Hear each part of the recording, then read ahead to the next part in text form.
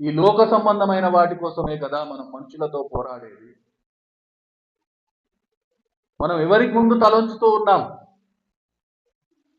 ఎవరికి అనుకూలంగా మనము ఈ పనులు చేస్తూ ఉన్నాం? ప్రభు యేసు చెప్పి ఉన్నారు, నా రాజ్యం ఈ లోక సంబంధమైనది కాదు.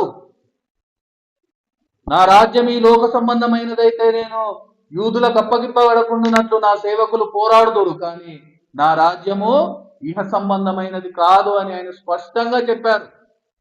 ఈరోజు నీవు నేను చేసే పోరాటం దేనికోసం చేస్తూ ఉన్నాం? ఈ లోకం కోసమా? ఈ లోకంలో ఉండేవాటి కోసమే కదా. అప్పుడు మనం ఆయన సేవకులం ఎలా అవుతాం? ఆయన పిల్లలం ఎలా అవుతాం? ఆయనకు మహిమను తెచ్చేవారిగా ఎలా ఉండగలుగుతాం?